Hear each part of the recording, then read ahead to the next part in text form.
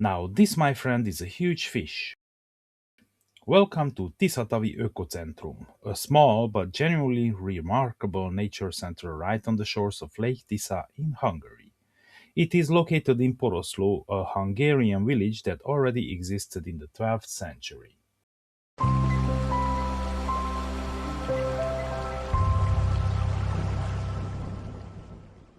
The first thing you encounter here gives you an immediate sense of what this place is really about. The fish of the Tisza River basin, some of which you would be hard-pressed to spot anywhere else in a public collection. This is the fire-bellied toad, Bombina bombinac, one of the most characteristic amphibians of the Tisza wetlands. Its back is cryptically colored to match mud and vegetation, brownish-gray and nearly impossible to spot from above. But flip it over and you get the dramatic warning display. Just beside it, the yellow-bellied toad, Bombina variegata, a close relative but adapted to cooler, cleaner, faster-flowing upland waters rather than lowland marshes. They look almost identical from above, but the belly pattern is a stronger, more contrasted yellow. Both species are strictly protected in Hungary, and both are considered reliable indicators of healthy amphibian habitat. Next is the agile frog, a woodland species that breeds early in spring and is known for its long legs, quick movements, and remarkable jumping ability. Next is the common vole, a small but highly successful grassland rodent that plays a key role in the food web as one of the main prey species for many birds of prey and mammals. Next is the European green toad, a remarkably adaptable amphibian recognized by its pale body and irregular green blotches, and one that can thrive even in surprisingly dry or disturbed habitats. Then the common toad, a robust and widespread amphibian with dry, warty skin, best known for its mass spring migrations to breeding ponds. Next is the fire salamander, one of Europe's most striking amphibians, instantly recognizable by its glossy black body patterned with vivid yellow markings, that unfortunately I was not able to spot this time. Unlike many amphibians, it is closely tied to damp forests and clean-shaded streams, where the females deposit fully developed larvae rather than laying eggs in open water. Next is the European tree frog, a small but unmistakable amphibian with smooth bright green skin and adhesive toe pads that allow it to climb reeds, branches, and other vegetation with ease. Unfortunately, I was unable to spot the sand lizard. There is a special tank for turtle and snake offsprings called the nursery. I was not able to spot the harvest mouse, Europe's smallest rodent, a delicate climber known for weaving its tiny round nests high among grasses and reeds. At least I was able to spot the wall lizard, a tiny sun-loving acrobat that seems to treat every stone and wall like its personal playground. The Aesculapian snake, a slender non-venomous climber and one of Europe's longest snakes, was even staring back at me, which means that at least one individual was as curious about me as I was about it. I was not able to spot the slow worm, a secretive legless lizard often mistaken for a snake. Not even the European green lizard, a striking sun-loving reptile known for its vivid green coloring and swift movements through low vegetation. There is an information board here listing the protected fish, amphibian, and reptile species of the region, and it is a long list. The grass snake is a non-venomous semi-aquatic snake, often found near water, where it hunts amphibians and fish. This is the ecological heart of the Ökocentrum, a center that exists specifically to showcase the native wildlife of the Tisza basin, much of which is completely overlooked in everyday life. These are the animals living right here, in the lake and wetlands just outside the door. Climbing up the tower to the 7th floor makes you move at least a little, although those who prefer an easier ascent can simply take the elevator. One thing is certain, it is absolutely worth going up. From the top, the panorama opens in every direction, and the view is made even more interesting by the distance markings that point toward major landmarks around the world. Among them are the Serengeti, the Great Pyramid of Giza, and the Acropolis, reminders of how this quiet viewpoint connects to places far beyond the horizon. From here, you can see far into the distance, across the lake, over the Great Hungarian Plain, toward the village below, and to the nearest mountains rising in the background. And almost at the end, your eyes are drawn back to something much closer. the Sekeli National Museum, which adds a strong local presence to a view that stretches across both landscape and imagination.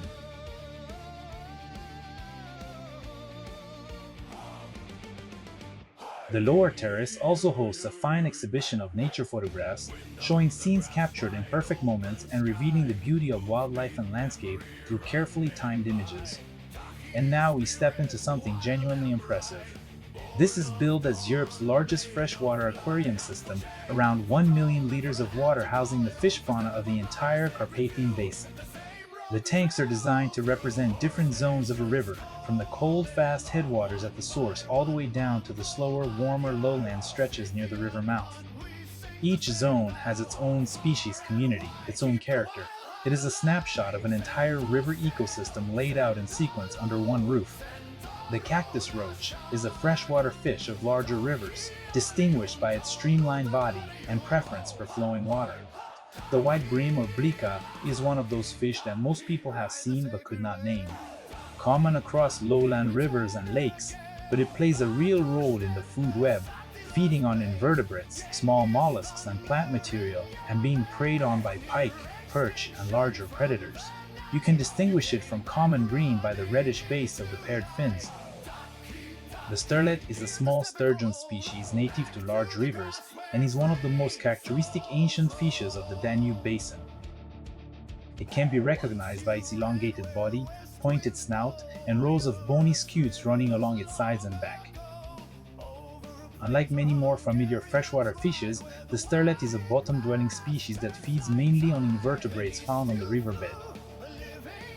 It prefers well-oxygenated flowing waters, where it searches for food in deeper channels and over gravelly or sandy substrates. As a representative of an ancient lineage, the sterlet is not only biologically remarkable, but also an important symbol of natural river ecosystems.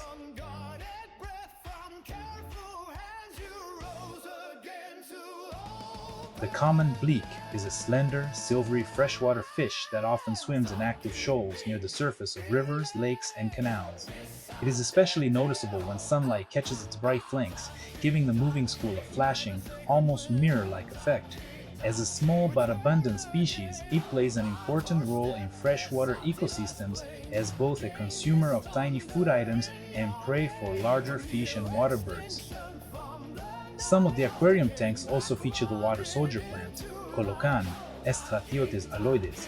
It is a floating aquatic plant that sinks to the bottom in winter and rises again in spring, which is already a strange enough habit. The crucian carp is a deep-bodied freshwater fish of still and slow-moving waters, perfectly at home in weedy ponds and quiet backwaters where oxygen levels can drop and drama is strictly optional. Tough, adaptable, and built like the unbothered old-timer of the marsh, it survives where other fishes begin to question their life choices. Its rounded shape and calm presence make it look like the pond's quietly reliable accountant. The Prussian carp and the common bream are both familiar fishes of calm lowland waters, where they drift through ponds, backwaters, and slow rivers with the unhurried confidence of animals that know the buffet is never far away. One is a remarkably hardy survivor, the other a deep-bodied master of quiet shoals, and together they look like the respectable but slightly gossip-prone committee of the freshwater world. The pike perch and the common carp share the freshwater stage like two very different local celebrities, one sleek, alert, and built for ambush, the other broad, whiskered, and entirely confident that life is better when taken slowly near the bottom. Together they capture two sides of lowland waters, with the pike perch bringing quiet, predatory precision and the carp contributing the solid, mud-loving wisdom of a fish that has seen absolutely everything. Where they appear side by side, they tell the classic story of the river and pond world in one frame, pairing the cool, watchful elegance of a hunter that patrols the dim water column with the earthy, unbothered presence of a heavyweight grazer whose leisurely rummaging through the substrate suggests that urgency is mostly a problem for other species. The pike is the long, torpedo-shaped ambush predator of freshwater habitats, lurking among reeds and submerged vegetation with the stillness of something that has already made up its mind about lunch. Its streamlined body, powerful jaws, and sudden explosive strikes make it one of the most formidable hunters of ponds, lakes, and slow-moving rivers. watching a pike in the water is a little like watching a floating spear with opinions, because even when it appears motionless, it carries the unmistakable air of a fish that believes hesitation is for prey. There is a sign here marking the Fish of the Year, a Hungarian initiative that highlights one native freshwater species annually to raise public awareness. The bastard sturgeon, Russian sturgeon, stellate sturgeon, and sterlet are ancient fish of the great river systems, carrying rows of bony scutes and the unmistakable look of animals that belong to a much older world. Together, they represent one of the oldest surviving fish lineages in Europe, moving through the water with a quiet, heavy dignity that makes most other freshwater species seem almost embarrassingly modern. The bastard sturgeon and the Russian sturgeon are robust, powerful bottom dwellers, while the stellate sturgeon stands out with its especially long, narrow snout and more slender, elegant build. The sterlet, the smallest of the group, still has all the classic sturgeon features, including its sensitive barbels and its habit of searching along the riverbed for invertebrates and other small prey. Seen side by side, these species feel less like ordinary fish and more like armored survivors from prehistory. The large tanks in the central hall give you real face-to-face access to fish you would never get close to in the wild. The Asian small-clawed otter is a lively, highly social little hunter, famous for its dexterous front paws and the endless impression that it is simultaneously working, playing, and causing trouble on purpose. Unlike larger otter species, it often searches for crabs, mollusks, and other small aquatic prey with remarkable precision, using its sensitive paws almost like tiny hands. In an aquarium setting, it brings a welcome burst of chaos and charisma, splashing, investigating, and rearranging the dignity of the entire exhibit in a matter of seconds. Its expressive face, constant movement, and close family bonds make it one of those animals that easily wins over visitors, even while behaving like a wet, hyperactive professional pickpocket. Watching Asian small-clawed otters is a little like watching a team of furry river comedians, who somehow turn feeding, swimming, and mild public mischief into an art form. The black bullhead, pumpkin seed, silver carp, and grass carp are all non-native species in Hungarian waters, and together they form the aquatic equivalent of uninvited guests who arrived, got comfortable, and started rearranging the furniture. The black bullhead is a hardy bottom dweller with whiskers and a talent for thriving in muddy, low-oxygen habitats, while the brightly colored pumpkin seed may look cheerful enough to decorate a postcard but can compete aggressively with native species. The silver carp is a large filter feeder introduced for fish farming, and the grass carp was brought in to consume aquatic vegetation, both species proving that useful idea and ecological side effects often enjoy traveling together. Once established, invasive fishes can alter food webs, compete with native species, and reshape habitats in ways that are rarely helpful for the original residents. There it is, a Wels catfish, Silurus glanis. This is one of the largest freshwater fish in Europe, and in the Tisza, it can reach lengths of well over 2 meters and weights exceeding 100 kilograms. This animal is built to be a generalist ambush predator. At the center of the freshwater exhibition stands the largest tank, a spacious display reserved for some of the biggest and most iconic fish of the region. This is where the eye is immediately drawn to the enormous beluga sturgeons or visa, ancient-looking giants that move through the water with slow, effortless power. Their long bodies, armored scutes, and heavy silhouettes give them the presence of creatures that seem older than the river itself. Sharing the tank with them are barbel, muscular bottom-oriented river fish that look perfectly designed for life in flowing water, and roach, or ruthless roach, silvery, active fish that bring a lighter, more restless energy to the scene. Together, these species create a vivid picture of a large river community where massive, prehistoric-looking fish and familiar shoaling species occupy the same underwater world. The great sturgeons become especially impressive from underneath, passing above the visitors like silent freshwater airships with absolutely no interest in hurrying for anyone.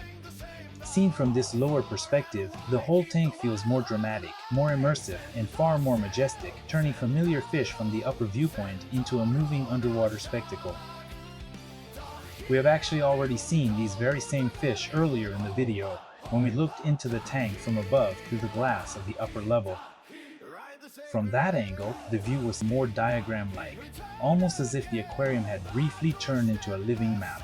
But once you step into the tunnel, the experience changes completely, because now the fish are no longer below your feet but gliding over your head. The slower movements of the beluga sturgeon contrast beautifully with the quick, flashing turns of the roach, while the barbel hold their course with the solid confidence of fish that know exactly where the riverbed ought to be. It is a wonderfully staged meeting of scale, form, and movement, where every glance upward reminds the visitor that even freshwater can feel vast, wild, and unexpectedly grand. One of the nicest features of this beluga sturgeon tank is that it can be observed from several different angles, from the sides, from above through the upper glass, and even from below in the tunnel, which makes the very same fish feel almost like different animals each time they pass by. A view from the inside shows that, as Asian small-clawed otters are not native to this biome, their outdoor pools are only prepared for use in summer. Right beside the outdoor otter habitat, there is a small artificial lake with a rocky island, home to cormorants and a few ducks with ducklings, all enjoying fresh air, open water, and the convenient absence of both nets and food shortages. Still inside the main building, I noticed that the little grass snake has company because a whole bunch of small fish are sharing its tank, which is either a very brave decision or a sign that everyone here has read the feeding schedule.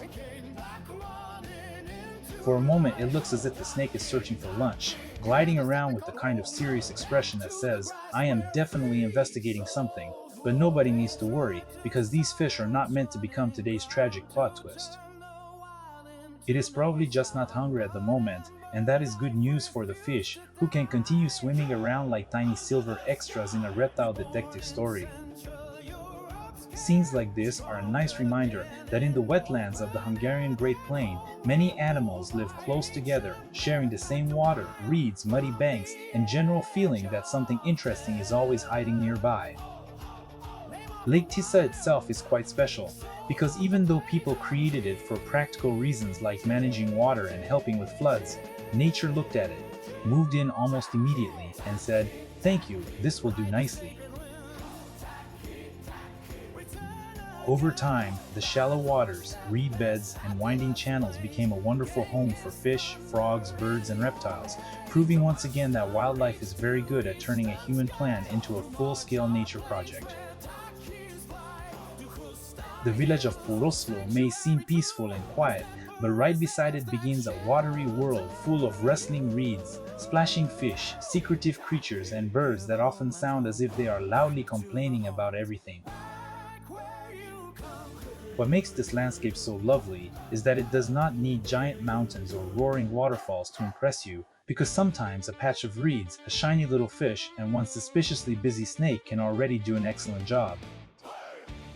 So this small tank inside the building feels a bit like a tiny version of the world outside, where animals live side by side around the water, and where even a grass snake can spend a few peaceful minutes looking mysterious without causing a scandal.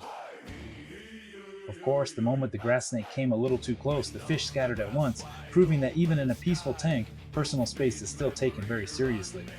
No meeting was held, but everyone seemed to agree on the emergency plan immediately. With its big dark eyes and serious expression, the tawny owl looks like a wise old forest teacher who has seen everything and would still prefer the class to settle down. Beside it, the barn owl, with its pale feathers and heart-shaped face, seems less like an ordinary bird and more like a silent bedtime ghost that somehow became an expert hunter. Then comes a long-eared owl, whose tall feather tufts and permanently alert look make it appear as though it has just heard the most exciting gossip in the entire woodland. And finally, the common buzzard arrives with the calm confidence of a bird that does not need fancy tricks or ghostly elegance, because it already knows it is one of the countryside's most successful watchful hunters. This outdoor pond enclosure is a peaceful scene. A European pond turtle and two ducks are out on a log basking in the sun. This turtle is a protected species in Hungary and one that has declined significantly across its European range due to habitat drainage, collection, and competition from introduced slider turtles. In this dim indoor enclosure, the eastern hedgehog is curled up and resting in the straw. This is the hedgehog species of Central and Eastern Europe, closely related to but distinct from the western hedgehog. Hedgehogs are insectivores, feeding mainly on beetles, earthworms, slugs, and other soil invertebrates, which makes them genuinely useful in garden ecosystems. The spine coat is passive defense, several thousand modified hollow hairs that interlock when the animal rolls into a ball. Hermann's tortoise may move as if it has nowhere urgent to be for the next 100 years, but behind that calm and ancient expression is a tough little reptile perfectly designed for a slow and steady life on dry, sunny ground. If I am not mistaken, this is most probably a pair of white-tailed eagle. The presence of a raptor in a smaller zoo enclosure like this usually means it is a rehabilitation animal, one that was injured or found incapacitated and cannot be released. These birds often serve an educational role during their time in care. Let's continue going down the path.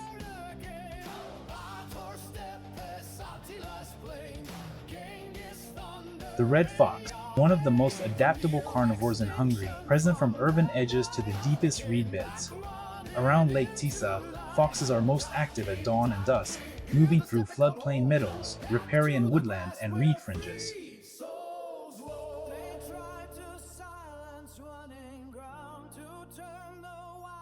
There is a warning sign on this next enclosure, biting animal, do not reach in.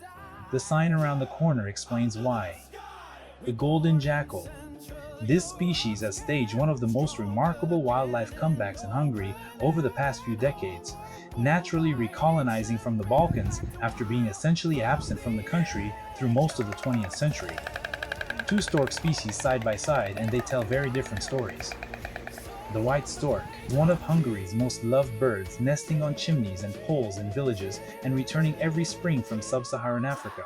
The black stork, a completely different bird in terms of ecology and temperament.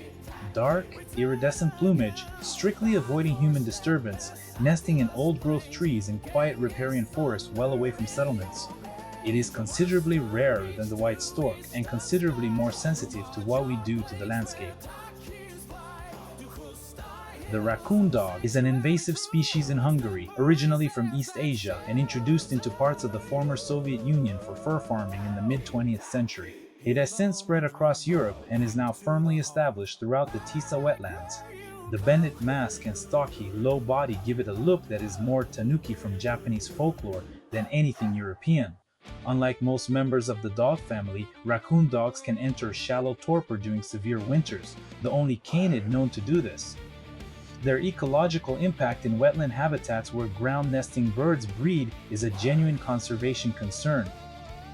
There is a treat feeding station here. Visitors can purchase appropriate food to offer to some of the resident animals.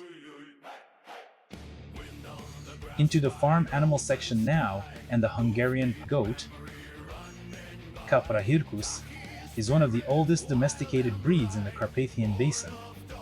It is a tough, undemanding animal that thrived in the village economy for centuries, providing milk, meat, and fiber from poor pasture that would not support more demanding livestock. Water buffalo, calm and heavy in their enclosure. The domestic water buffalo has been present in Hungary since the medieval period, used as draft animals in wet floodplain areas where horses and cattle struggled on waterlogged ground. Their large, splayed hooves distribute weight effectively in soft soil. The coat is sparse and very dark, and their skin is thick enough to offer some protection against biting insects. Even standing almost motionless, a water buffalo gives the impression of slow, deliberate strength, as if it has long ago decided that haste is for lighter animals, and that true authority belongs to the creature sturdy enough to carry a swamp on its shoulders. Two specifically Hungarian sheep breeds are in this enclosure. The small, hardy sheep with neat curled horns carries itself with the quiet toughness of an animal shaped by open pastures, bad weather, and centuries of practical country life. Beside it, the longhorned sheep seems almost theatrical, wearing its sweeping spiral horns with such ancient dignity that it looks less like an ordinary farm animal and more like a creature that has wandered in from a legend of the Great Plain. I made my way around to the far side of the main building, back to the lakeside enclosure where the cormorants were waiting, and arrived just in time for their feeding. The birds gathered with brisk, intent energy, wearing the unmistakable look of professionals who know exactly when dinner is supposed to begin. cormorants may look a little like stern officials in dark coats, but underwater they become swift and efficient fish hunters, using their streamlined bodies and strong feet to chase prey with remarkable skill. Once the meal is over, they often stand with their wings spread wide, as if airing out a damp black cloak and reflecting on the serious business of being one of the lake's most effective feathered fishermen.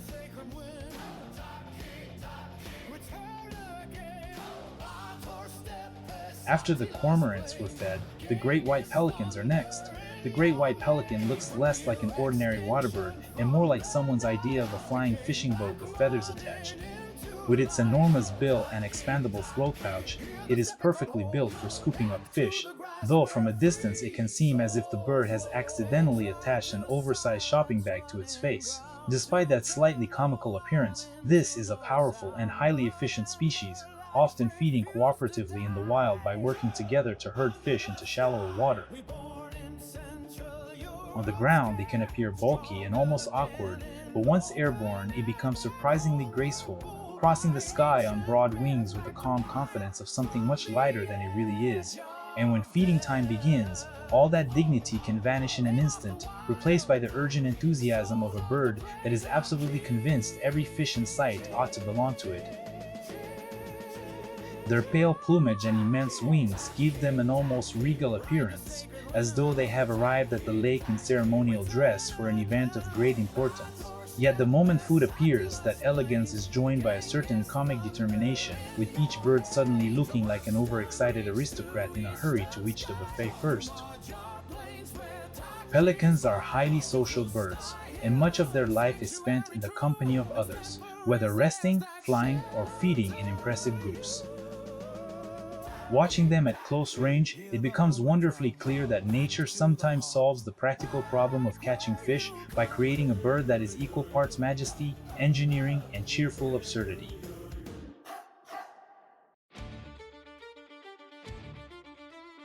The European fallow deer has an elegant, almost storybook appearance, with a graceful build, soft eyes, and a coat that can be beautifully dappled with pale spots. The males are especially striking because of their broad, palm-shaped antlers, which look less like ordinary branching horns and more like they were designed by someone who wanted a deer to wear a crown made of polished wood. Although they seem gentle and delicate, these are strong and adaptable animals that have lived across parks, forests, and open landscapes for centuries. The final section is home to the giant Hungarian rabbit and various kinds of farmyard poultry. Alongside them, there is also an ethnographic display devoted to the traditional Hungarian wetland fishermen who once lived among the marshes of the Tisza before the floodplain was drained and reshaped by modern engineering.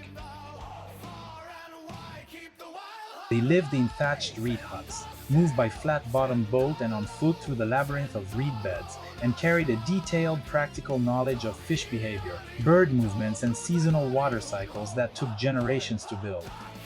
That brings us to the end of the Tisza-tavi Ökocentrum, a place that packs a great deal into a modest footprint. From one of Europe's most impressive freshwater aquarium systems to the wetland mammals, owls, raptors, heritage livestock, and the human story woven through all of it, this center makes a genuine case for why the Tisza ecosystem matters. If you are anywhere near Lake Tisza and have a few hours to spare, it is well worth your time. The music in the background is my song created for the great rebirth of the taki, the wild horse. Once you ran where west winds blow.